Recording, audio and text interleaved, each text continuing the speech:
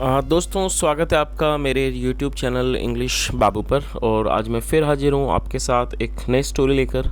और दोस्तों, आज की जो स्टोरी है ये अकबर बीरबल की सीरीज़ से ली गई है। बहुत ही इंटरेस्टिंग स्टोरी है, सुनकर आपको बहुत मज़ा आएगा। उसके अलावा इस स्टोरी में आपको कई सारे नए इंग्लिश के वर्ड मीनिंग सीखने को मिलेंगे, उनकी करेक्ट प्रोनाउंसिएशन के बारे में पता चलेगा, और जो इसका ग्रामर का पार्ट है हम उसे बिल्कुल डिटेल में कवर करेंगे। तो एक एक स्ट्रक्चर को आप बहुत आसानी से सीख पाएंगे। तो चलिए दोस्तों, आज की इस कहानी को हम शुरू करते हैं और सबसे पहले कहानी का टाइटल देखते हैं। कहानी का टाइटल है the well and the water. क्या मतलब हुआ? वेल का मतलब होता है कुआं, the well and the water मतलब कि कुआं और पानी। तो दोस्तों, ये आज की इस कहानी का टाइटल है, शीर्षक है। और अब मैं इसे पढ़ना शुरू करता हूँ। आपसे रिक्वेस्ट है आप इसे पूरे ध्यान से सुने, और यदि आपको कोई नया वर्ड या फिर ग्रामर का नया स्ट्रक्चर देखने को मिले तो आप उसे नोट भी ज़रूर करें। तो चलिए इसको शुरू करते हैं। It was the hottest summer in Fatehpur Sikri. क्या मतलब हुआ? दोस्तों, ये जो हमारा वाक्य है ये पास्ट इंडेफिनिट, ये जो हमारा वाक्य है ये सिंपल पास्ट का सेंटेंस है। जब हम किसी भी वाक्य में वॉज या वर का प्रयोग करते हैं और साथ में कोई भी नाउन या एडजेक्टिव को लेकर वाक्य को बनाते हैं, इस तरह का जो वाक्य है वो सिंपल पास्ट का वाक्य कहलाता है। और इसके अंदर जो वॉज है वो हेल्पिंग ऑफ के रूप में प्रयोग की गई है। तो क्या मतलब हुआ? It was the hottest summer. और हॉट, ये दोस्तों ये हॉट की थर्ड डिग्री सुपरलेटिव डिग्री है।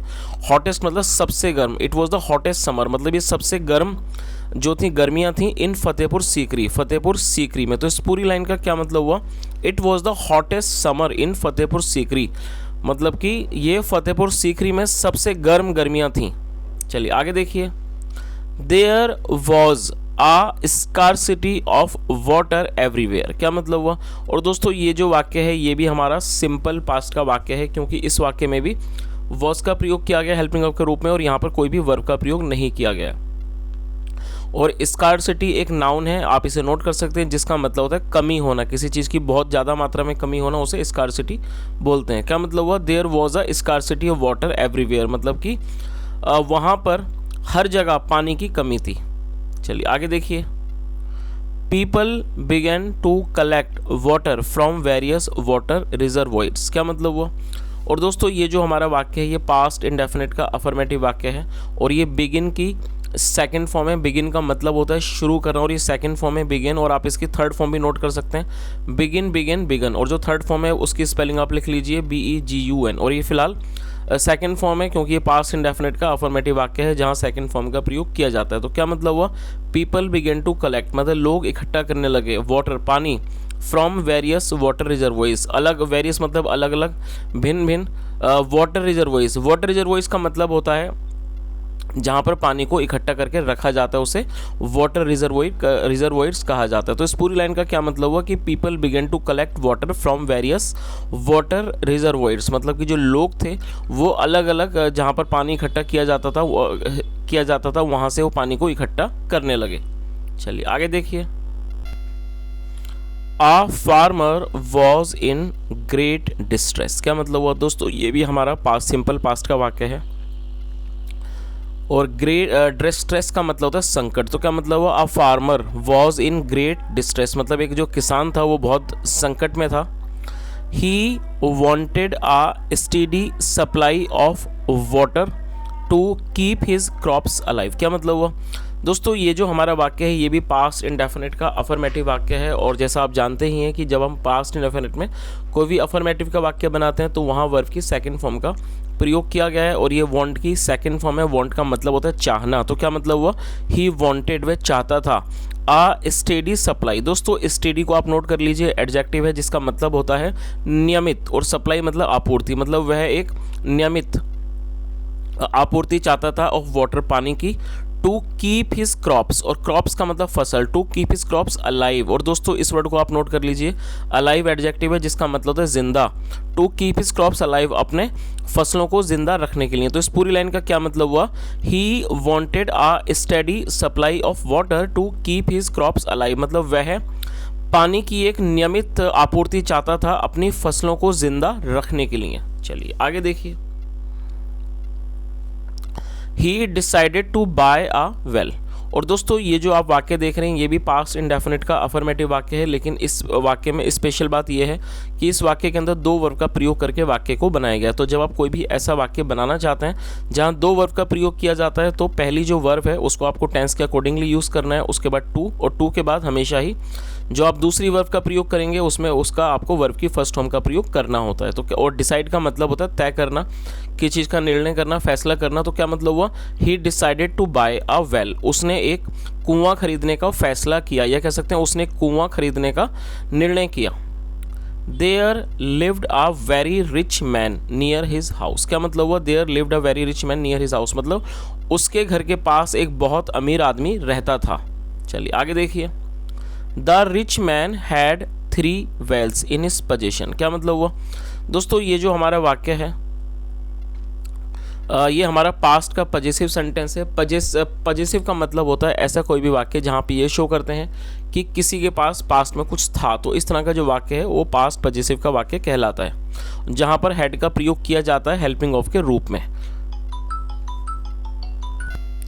तो इस वाक्य में हैड का प्रयोग किया गया है हेल्पिंग ऑफ के रूप में।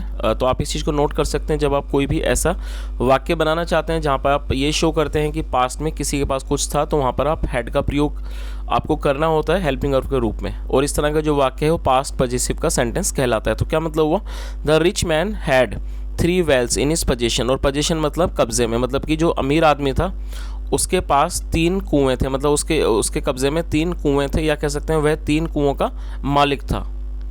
He readily agreed to sell one of his wells to the farmer, और readily एडवर्ब है जिसका मतलब होता है तुरंत। He readily agreed, वो तुरंत तैयार हो गया, to sell बेचने के लिए, one of his wells अपने एक कुएं को, to the farmer किसान को, at a very high price मतलब बहुत अधिक कीमत पर। तो इस पूरी लाइन का क्या मतलब हुआ, he readily agreed to sell one of his wells to the farmer at a very high price, मतलब वह तुरंत तैयार हो गया अपने कुएं को बेचने के लिए उस किसान को बहुत अधिक दाम पर। चलिए आगे देखिए,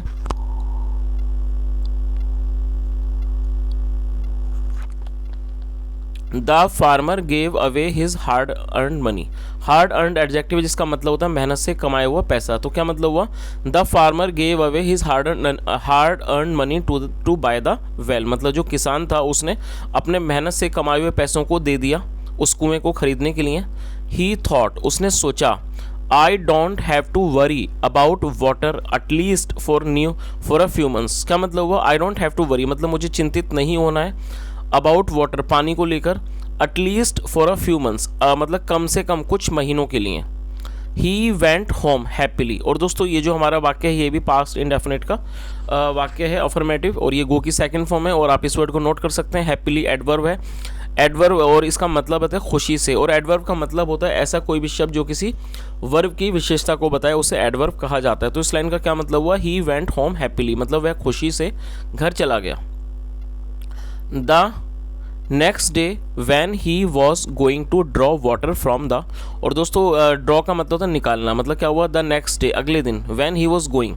और दोस्तों ये जो हमारा वाक्य है वैन ही वॉज गोइंग, ये पास्ट कॉन्टिन्यूस का सेंटेंस है। जब आप किसी भी वाक्य में वॉज या वर्ब का प्रयोग करते हैं हेल्पिंग ऑफ के रूप में और साथ में वर्ब की फोर्थ फॉर्म का प्रयोग करते हैं तो इस तरह का वाक्य पास्ट कॉन्टिन्यूस का वाक्य कहलाता है। तो क्या मतलब हुआ, when he was going to draw मतलब जब draw water from the well, मतलब जब वह कुएं से पानी निकालने जा रहा था। फ्रॉम द वेल मतलब कुएं से। द रिच मैन केम, जो अमीर आदमी था वो आ गया। एंड प्रिवेंटेड हिम, दोस्तों आप इस वर्ड को नोट कर लीजिए। प्रिवेंट का मतलब होता है किसी चीज़ को रोकना, किसी चीज़ की रोकथाम करना, और ये सेकंड फॉर्म है prevented.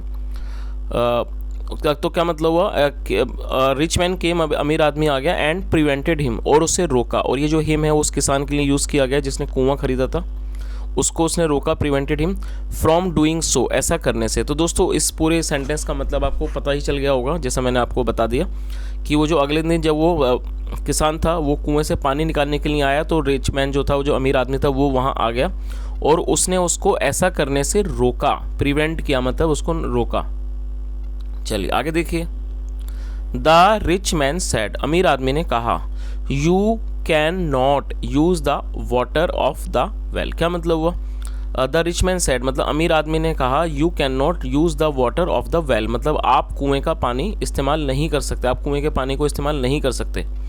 As per the terms, मतलब कि एज़ पर द टर्म्स मतलब कि शर्त के अनुसार, शर्तों मतलब एज़ पर द टर्म मतलब कि शर्तों के अनुसार, I have only sold you the well. और दोस्तों ये जो हमारा वाक्य है, आप इसके स्ट्रक्चर को नोट कर सकते हैं, ये हमारा प्रेजेंट परफेक्ट का वाक्य है। जब आप किसी भी वाक्य में हैज़ या हैव का प्रयोग करते हैं और साथ में वर्ब की थर्ड फॉर्म लगाते हैं, तो इस तरह का जो वाक्य है वो प्रेजेंट परफेक्ट का वाक्य कहलाता है।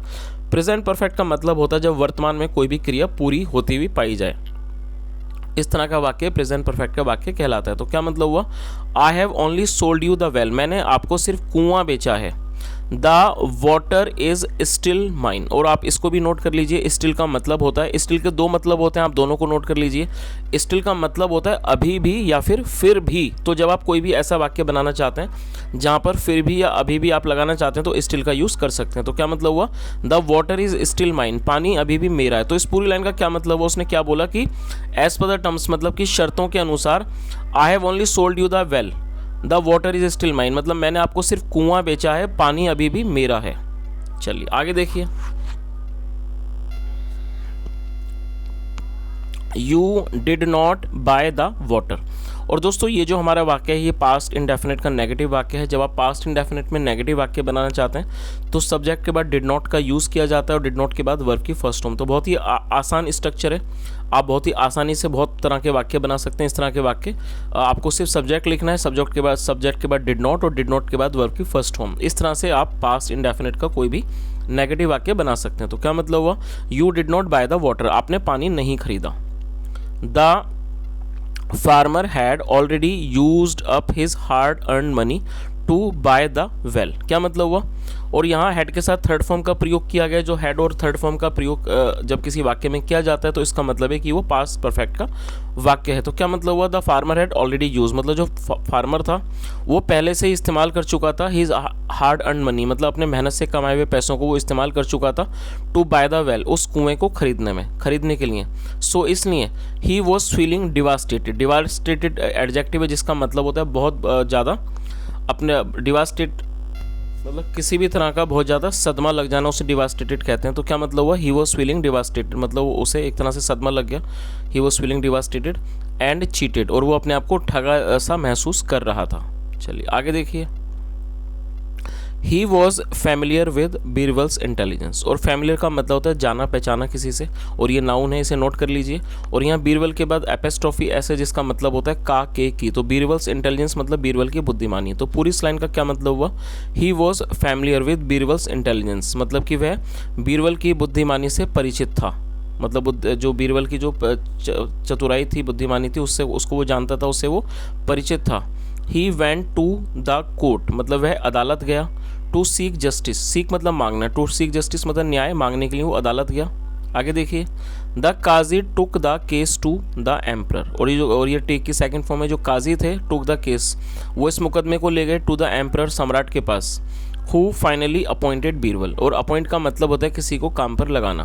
हु फाइनली अपॉइंटेड बीरबल मतलब जिन्होंने आखिरकार बीरबल को लगा दिया, इस काम पर लगा दिया। टू सोल्व मतलब सुलझाने के लिए, द मैटर इस मामले को। तो इस पूरी लाइन का क्या मतलब हुआ कि who finally appointed Birbal to solve the matter, मतलब जिन्होंने बीरबल को उसे सुलझाने के काम पर, मामले पर लगा दिया। चलिए आगे देखिए,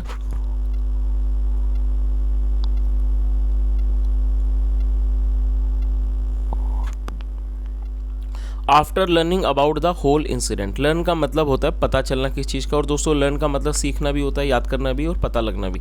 तो क्या मतलब हुआ, after learning about the whole incident, मतलब इस पूरे मामले को जानने के बाद, Birbal addressed the rich man, address का मतलब होता है संबोधित करना, Birbal address the rich man, Birbal ने अमीर आदमी को संबोधित किया, एंड सेड, और कहा, if the water is yours, यदि पानी आपका है, you can of course use it, आप मतलब वास्तव में इसे इस्तेमाल कर सकते हैं, बट लेकिन you can not draw water from the well, लेकिन आप नहीं निकाल सकते, ड्रॉ मतलब निकालना, you can not draw water from the well, लेकिन आप कुएं से पानी नहीं निकाल सकते।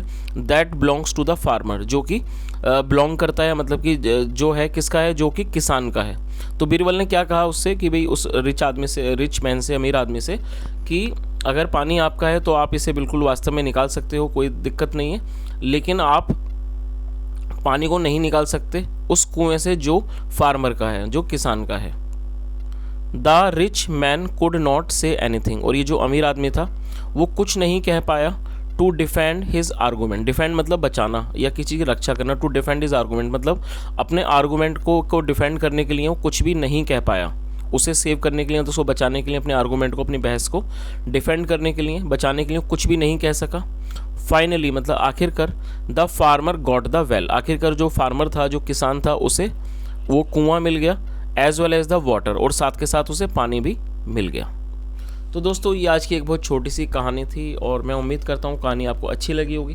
मैंने पूरी कोशिश की हर वर्ड की मीनिंग आपको बताने की। यदि आपको आज की कहानी अच्छी लगी और पढ़ाने का प्रयास भी अच्छा लगा हो तो आपसे रिक्वेस्ट है वीडियो को जरूर लाइक करें, शेयर करें, चैनल को सब्सक्राइब करें, कमेंट करके जरूर बताएं यदि आपने आज कोई नया वर्ड सीखा हो या कोई नया स्ट्रक्चर सीखा हो। सुनने के लिए थैंक यू सो मच।